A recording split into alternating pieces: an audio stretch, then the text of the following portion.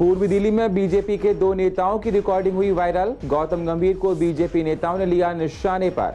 Viral recording को नेताओं ने बताया फेक।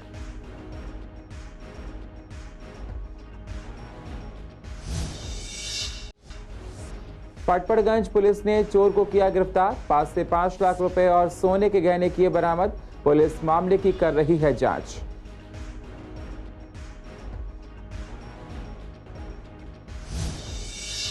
कल्याणपुरी में शख्स ने पुराने साले की चापड़ मारकर की हत्या। घायल सदस्यों का अस्पताल में चल रहा है इलाज। पुलिस ने शव को कब्जे में लेकर पोस्टमार्टम के लिए भेजा। पुलिस कर रही है मामले की जांच। मधु बिहार में गांजा पीने के पैसे ना देने पर परिवार पर किया चाकू से हमला। घटना में भाई ने चाकू छीनकर हमलावर पर किया हमला। हमलावर की मौके पर हुई मौत। घायल भाई बहन की हालत गंभीर। और दयालपुर में पुलिस ने 2 आरोपी को किया गिरफ्तार। इलाके में लूटपाट की वारदातों को दिया करते थे अंजाम। पुलिस ने पास से 2 मोबाइल फोन और स्कूटी की बरामद। 3 केसों का किया खुलासा।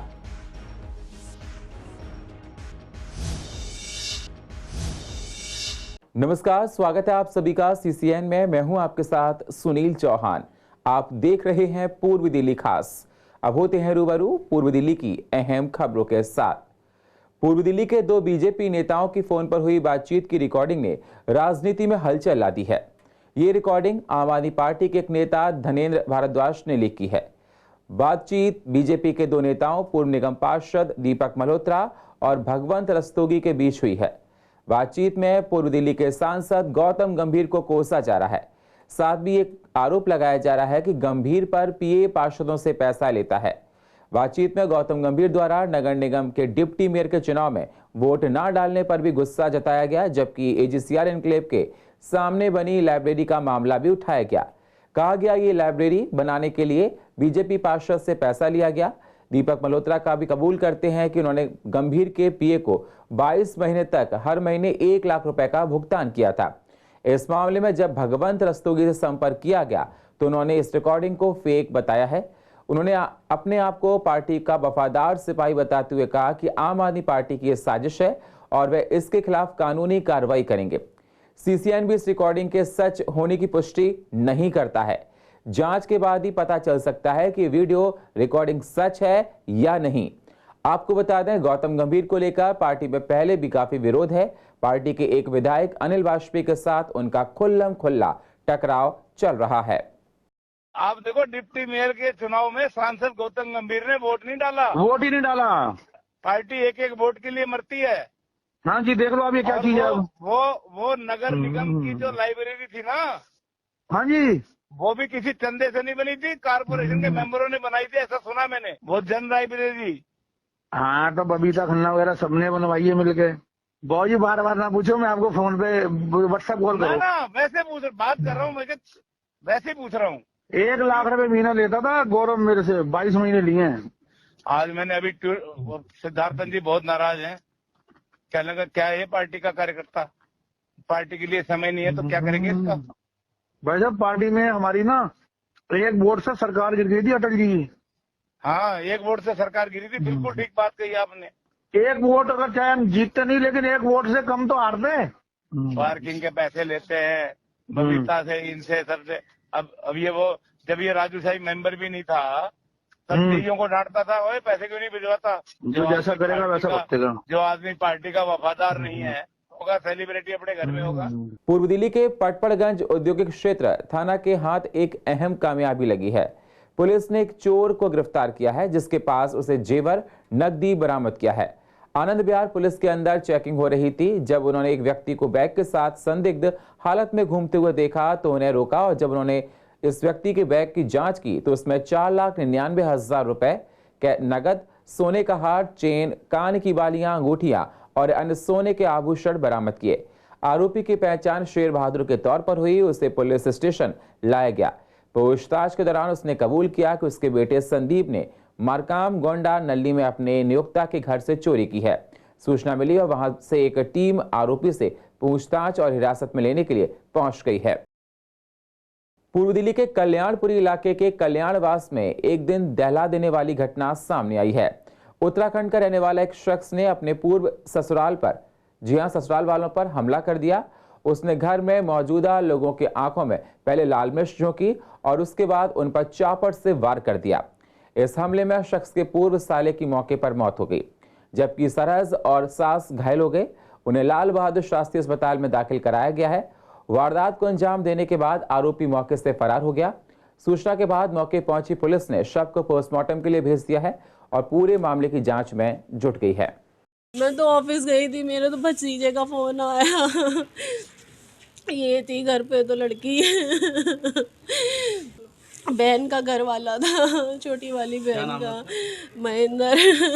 नहीं कुछ भी नहीं, तलाक हो गया था बहन से। तो कितने लोगों को उसने घायल कर दिया? 3, मम्मी, भाभी, भाई। तो सब ठीक है तीनों? नहीं, भाई तो खत्म हो गया। उत्तर पूर्व दिल्ली के दयालपुर पुलिस ने 2 आरोपियों को गिरफ्तार किया है, जो इलाके में लूटपाट की वारदात को अंजाम दिया करते थे। पुलिस को गुप्त सूचना मिली थी कि वह ब्रजपुरी पुलिया के पास स्कूटी पर आ रहे हैं, तभी पुलिस ने चेकिंग अभियान शुरू किया। जब उनकी नजर आरोपी पर पड़ी तो आरोपी ने भागना शुरू किया। कुछ कदमों की दूरी पर ही पुलिस ने इनको पकड़ लिया। पुलिस ने इनके पास से 2 मोबाइल फोन और एक स्कूटी बरामद की है। ये आरोही पहले भी कई वारदातों को अंजाम दे चुके हैं। इनसे 3 केसों का खुलासा हुआ है। पूर्व दिल्ली के मधु बिहार थाना इलाके में गांजा पीने के लिए पैसा नहीं देने पर इलाके का घोषित अपराधी ने एक परिवार पर चाकू से हमला कर दिया। भाई को चाकू मारने के बाद जब बदमाश उसकी बहन को चाकू मारकर घायल किया तो भाई ने बदमाशों के हाथों से चाकू छीनकर उस पर वार कर दिया, जिससे एक हमलावर की मौके पर मौत हो गई। हमले में घायल भाई बहन की हालत गंभीर बताई जा रही है। उन्हें अस्पताल में दाखिल कराया गया है। मृतक की पहचान जोशी कॉलोनी निवासी नागा के तौर पर हुई। बताया जा रहा है कि नागा अपने साथियों के साथ दोपहर बाद जोशी कॉलोनी में रहने वाले भरत के घर पहुंचा और उसने भरत पर चाकू और इलेक्ट्रॉनिक तराजू से हमला कर उसे घायल कर दिया। अपने आप को बचाने के लिए वह अपने कमरे की तरफ भागा और शोर शराबा सुनकर भरत की बहन जब बाहर आई तो नागा ने उस पर भी चाकू से हमला कर घायल कर दिया। फिलहाल पुलिस इस पूरे मामले की जांच कर रही है। मेरे बेटे को मारने आए तो मेरा लड़का लेकर के आया तो मेरा जो उनने आकर मेरी लड़की ने देखा तो मेरी लड़की को भी मार दिया। और फिर उन्होंने भी मार दिया। जो आपका लड़का है, क्या नाम है उसका? मेरे नाम कौन आया? नागा और बहुत लड़के लाया था, राहुल फाउल बहुत लड़के लाया था। उनने उठा के मार दिया होगा, उसी का छीन के उसको मार दिया, उसी को मार दिया होगा। वो तो बहुत लोग थे, पता नहीं, मैं सब्जी छौंक रही थी। आपके लड़के ने चाकू क्यों मारा उसको?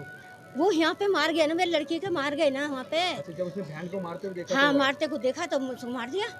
उस पे चक्कू था, वो चक्कू लेके खुद ही आए थे लोग बाग। दुश्मनी अभी इसके भाई से, एक लड़का से पैसे मांग रहे थे, ये पैसे मांग रहे थे तो अभी लड़ाई हो गई थी बीच में। आपके छोटे बेटे थे? हाँ, छोटे बेटे थे, इसलिए इस खुंच पर।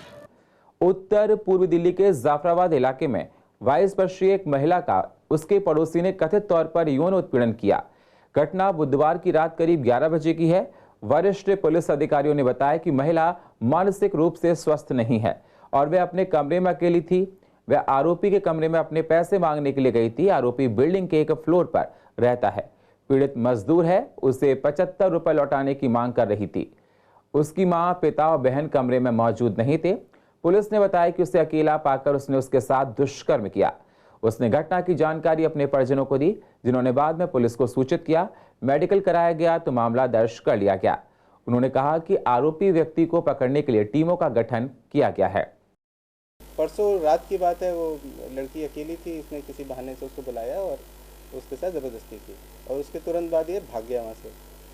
जब वो लड़की के परिवार वाले आए तो जब उसने बताया तो उसके बाद पुलिस को इत्तला हुई और उसके बाद से हम लोग लगे और सारी रात सवेरे तक हम लोग इसमें लगे रहे, पर उस लड़के का हमें अता पता नहीं मिल रहा था। सारी ट्रेन्स, क्योंकि गोपालगंज का हमें पता लग गया था, गोपालगंज का रहने वाला है, तो सारी ट्रेन, सारी बसेस, हर जगह हम लोग भागते फिरे। फिर एक इन्फॉर्मेशन आई है कल शाम को। वैसे तो एक टीम हमें जैसे पता लगा गोपालगंज का है तो एक टीम हमारी चली गई गोपालगंज। प्लम्बर का ये काम करता था, तो इसकी वाइफ से हमने ऐसी बात कर लिया कि हमें प्लम्बर का काम कराना है, तो वाइफ ने भी हमें झूठ बोल दिया कि ये इधर है, आ गए हैं और आप इनके वापस लौटने का इंतज़ार कीजिए और उसके बाद अपना काम आप करा पाएंगे। तो वहाँ चौकी वालों को बता दिया गया कि ये बस आ रही है, ये बस का ड्राइवर का नंबर है और आएगी तो फिर आप इस लड़के को डिटेन कर लीजिए। तो बस ड्राइवर को बता दिया, वो उसने 2 मिनट के लिए बस वहाँ रोकी, उसको एक्यूज़ को उतारा और वो आगे चले गए। पीछे से हमने टीम भेजी थी, 1-1.5 घंटे में पहुँची टीम और उसको पकड़ के हम लोग ले आए। तो मतलब एक तरह की फिल्मी कहानी है, पर बहुत मेहनत हुई है इसमें और विदिन 24 आवर्स हमने इसको पकड़ लिया, बिकॉज इसके भी हम लोग इम्प्लीकेशन समझ रहे थे। एक्यूज़ का नाम सद्दाम है। उत्तर पूर्व दिल्ली के दयालपुर के स्पेशल स्टाफ और हर्ष विहार पुलिस ने ज्वाइंट ऑपरेशन किया।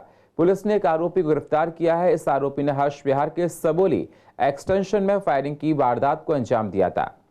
पुलिस ने एक टीम का गठन किया। कुख्यात गैंगस्टर दुर्गेश तोता ने अपने साथियों विक्की, सचिन तोमर और चीनू और बिल्लू के साथ मिलकर अमन और उसके पिता मुकेश पर गोलियां चलाई थीं, जिनके साथ उनकी पहले से ही कोई दुश्मनी थी।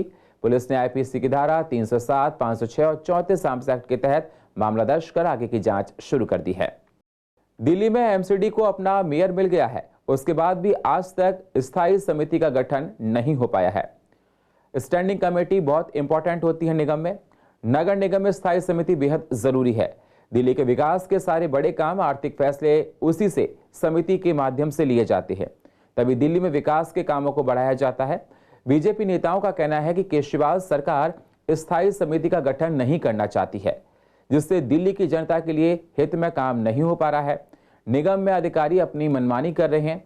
जल्द से जल्द स्थायी समिति का गठन हो, जिससे दिल्ली के कामों को आगे बढ़ाया जाए, रुके हुए सारे काम आगे बढ़ सकें।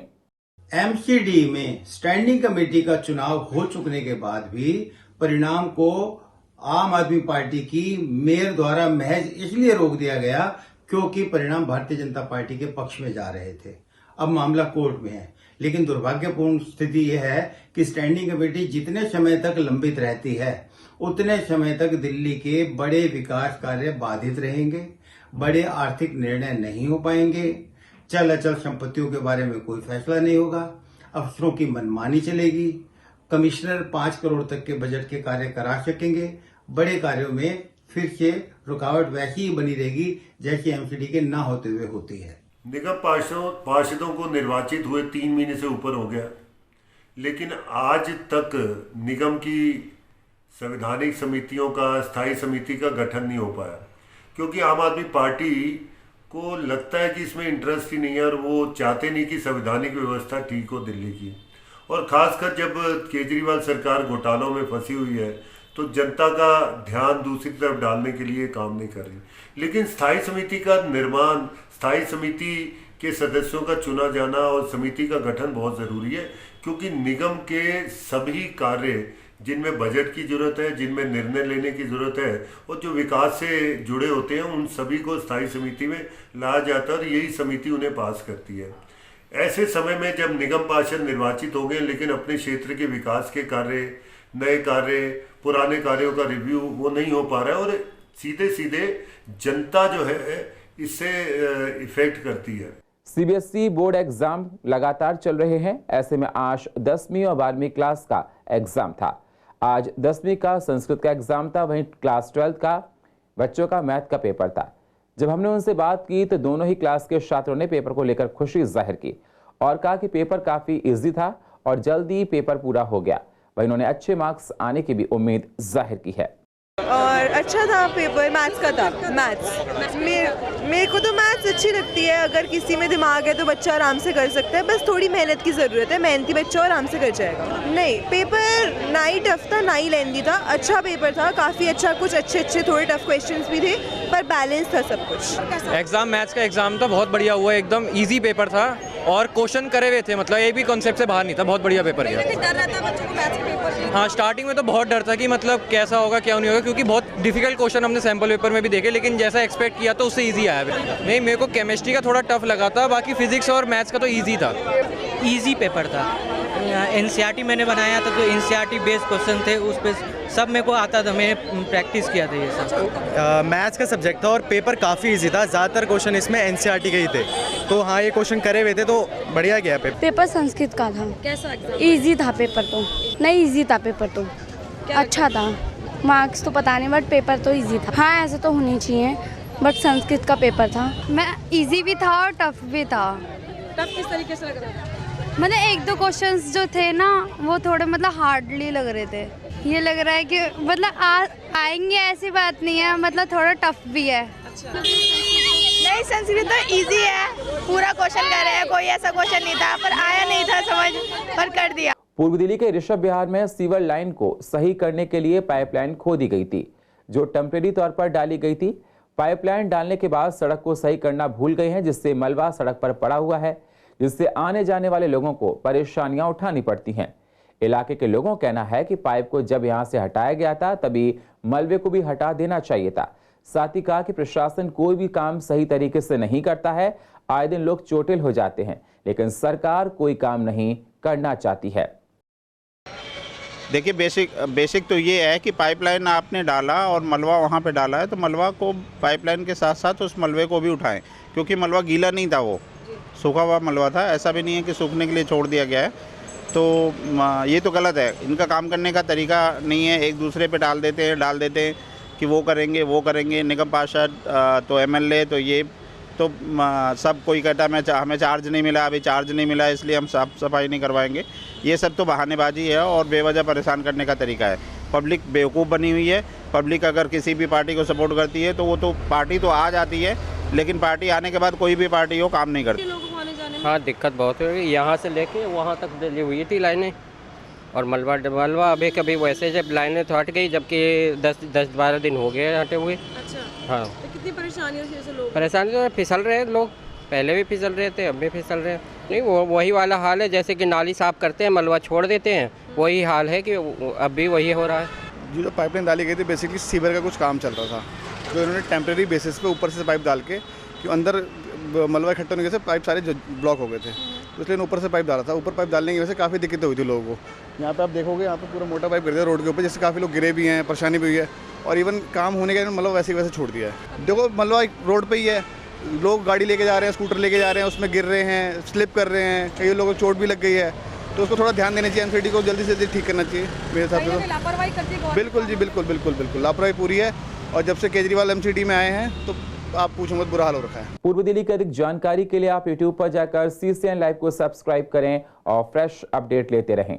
और फिलहाल पूर्व दिल्ली खास में इतना ही। बाकी खबरों के लिए आप बने रहिए CCN के साथ। तब तक के लिए नमस्कार।